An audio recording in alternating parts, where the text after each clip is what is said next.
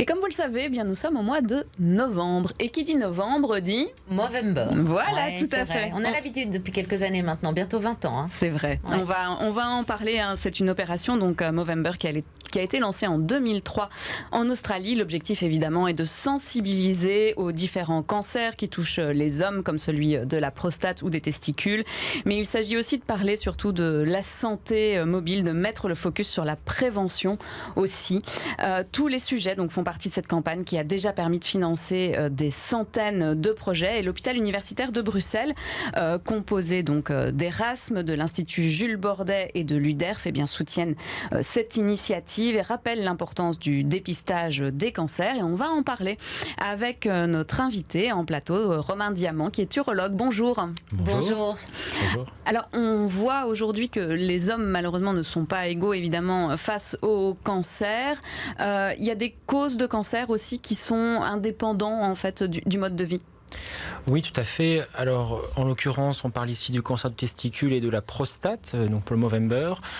Donc, pour le testicule, par exemple, il y a des facteurs prédisposants, typiquement des malformations génitales, cryptorchidie, donc la descente du testicule qui ne se fait pas dans l'enfance, l'hypospade. Et ça touche les hommes plutôt jeunes, hein, je pense. Alors, c'est entre 20 et 40 ans, tout à fait. Les pics d'incidence, c'est entre 20, 30 ans et 30, 40 ans, selon le sous-type de cancer de testicule. Mais effectivement, voilà, il y a des facteurs prédisposants, troubles de fertilité, antécédents familiaux. Et le fait d'avoir déjà eu un cancer de testicule prédispose aussi à un cancer de l'autre côté. Et il n'y a pas, en fait, de dépistage. On parle de dépistage, mais il n'y a pas véritablement de dépistage organisé par l'État, par exemple. D'accord. Et donc, c'est les hommes qui doivent s'auto-palper. Donc, il y a une éducation de la population jeune pour l'autopalpation, l'autodiagnostic. Est-ce que c'est bien accepté ça? Est-ce que c'est quelque chose que les hommes font un petit peu à la manière des femmes quand on parle forcément aussi du cancer du sein? Alors effectivement, dans la pratique, ce que je vois, c'est que tout le monde n'est pas forcément au courant. Il faut savoir que c'est un peu des sujets tabous. En tant qu'homme, on est peut-être moins intéressé ou moins renseigné, il y a peut-être moins de campagnes d'information. Et donc effectivement, c'est à nous, à notre entourage, de faire la promotion de ces gestes simples qui permettent par moment de trouver des maladies à un stade précoce.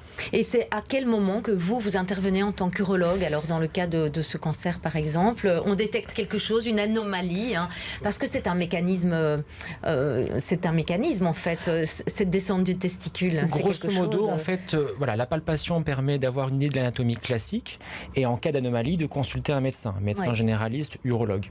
Généralement, ce qu'on fait, c'est qu'on refait un examen clinique et une échographie testiculaire faite par un radiologue généralement qui permet de confirmer la présence d'un cancer dans quasiment 100% des cas si cancer il y a. D'accord, donc ça pourrait vraiment être évité juste par cette palpation. Tout à fait. En quelque sorte. Et ce qu'il faut savoir, c'est que la prise en charge doit être rapide. Donc souvent, quand on a le diagnostic, on opère dans les 15 jours les patients.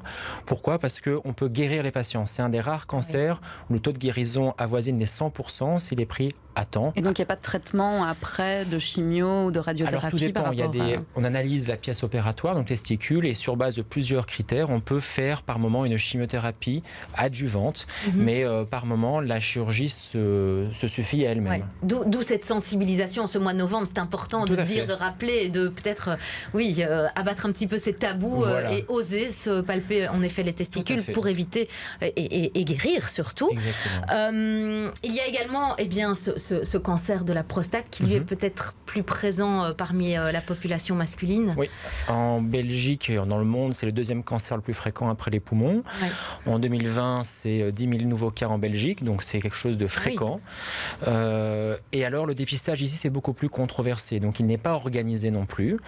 Il faut savoir que la Commission européenne a publié un rapport il y a un mois, donc au mois de septembre, en proposant un dépistage organisé pour la prostate, chose qui n'existe nulle part dans le monde. Le précédent rapport daté de 2003, on parlait du côlon, du sein et du col de l'utérus, pardon. C'est plutôt une bonne nouvelle. C'est plutôt une bonne nouvelle. Ouais. Et donc c'est récent. C'est très récent, c'est septembre 2022 le rapport. Et donc on espère que les instances vont suivre et vont organiser un dépistage. Il consiste en quoi ce dépistage? Alors c'est très simple, c'est une prise de sang. On va doser ce qu'on appelle le PSA, une protéine spécifique de la prostate, et un toucher de la prostate, un toucher rectal. D'accord. Ça touche à peu près combien de personnes? Moi j'ai lu un homme sur 10, c'est possible? Oui. Ce cancer de Alors, il faut savoir que ça varie en fonction de l'âge. Le dépistage est préconisé entre 50 et 75 ans, plutôt lorsque les patients ont des facteurs de risque. Et donc, plus le temps passe et plus le risque d'avoir un cancer augmente. On considère sur les études d'autopsie qu'au-delà de 75-79 ans, 60% des hommes ont un cancer de prostate. Alors, ils ne le savent pas, ils meurent d'autres choses, mais donc ça augmente avec l'âge aussi. Est-ce qu'à l'image de la fameuse coloscopie qu'on nous demande de faire après 50 ans, on peut recevoir aussi justement un document qui nous permet de nous souvenir qu'il faut peut-être procéder à ce test? C'est tout l'intérêt d'un dépistage de masse ou organisé, c'est-à-dire d'avoir une demande peut-être demain pour que les hommes aillent faire un check-up. Le gros problème et la controverse derrière, c'est qu'il y a des études qui ont montré soit un intérêt en termes de survie, soit pas d'intérêt, et un risque de surtraitement de maladies de bas grade, donc indolores. Et donc cette controverse qui alimente entre guillemets les débats en urologie depuis presque 10-15 ans fait qu'actuellement on n'a pas de dépistage organisé. Mais maintenant avec le recul, on se rend compte qu'il y a probablement un intérêt sur la survie des patients. Il y a des nouveaux outils qui permettent de réellement sélectionner nos patients de façon beaucoup plus fine et de traiter les bons patients, alors qu'avant on ne savait pas, on traitait tout le monde.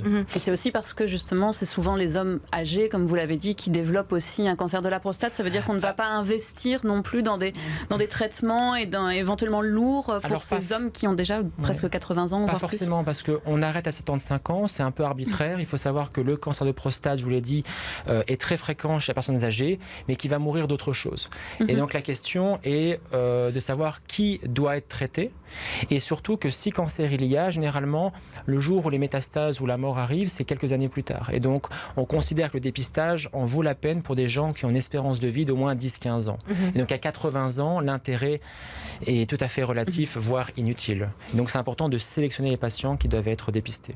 Dans le cas de ces deux cancers, précisément, est-ce qu'il y a une douleur qui pourrait nous donner peut-être une indication d'improbable premier symptôme? Pas forcément. C'est ça le problème. Et je dis toujours ça à mes patients, c'est qu'un cancer, par définition, à la base, ça ne fait pas mal. Quand les symptômes arrivent, c'est déjà avancé. Donc le testicule, la douleur, la gêne n'est pas forcément la norme.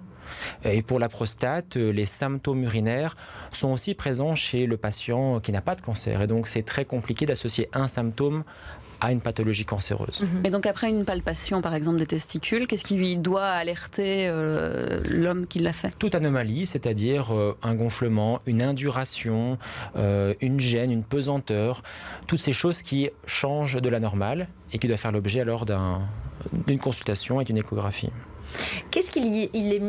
Qu'est-ce qu'on peut mettre en place pour sensibiliser plus encore? Parce qu'on parle de cette moustache, parce qu'on n'a peut-être pas expliqué la fameuse campagne Movember, donc c'est la contraction du mot moustache et novembre. On arbore la moustache. Je trouve que c'était très à la mode il y a quelques années. Oui. J'ai le sentiment, vous ne la portez pas d'ailleurs? Un tout petit peu. Un tout petit peu. Je me suis rasé ce matin. Elle pousse. Elle pousse. Non, mais... il faut commencer le mois sans barbe. Oui. Et ça doit pousser pendant le mois. Ça. Oui, d'accord. Mais c'est surtout mettre en valeur la moustache plus que la moustache et la barbe. J'ai l'impression aujourd'hui que c'est moins répandu parmi la population masculine. Est-ce qu'il ne faudrait pas encore une autre campagne de sensibilisation, quelque chose de plus, je ne sais pas... de plus visible, j'ai envie de dire. Oui, je pense qu'effectivement, ça passe par des campagnes de sensibilisation. Le Movember, quand même, permet ça. Il y a un site internet qui est très bien fait, qui donne des détails très simples sur la pathologie, la prise en charge, la prévention. Voilà, je pense que le plus important, c'est de décider sur le long terme si un dépistage doit être organisé pour la prostate et de sensibiliser les jeunes, peut-être à l'école déjà, de dire que arrivera un âge où il faut faire cette auto-examination. Donc c'est ça, c'est sensibiliser l'entourage et espérer un dépistage pour la prostate organisé. Merci beaucoup Romain Diamant d'être venu nous en parler. Je rappelle que vous êtes urologue et puis envoyez une photo à la fin du mois alors pour votre moustache.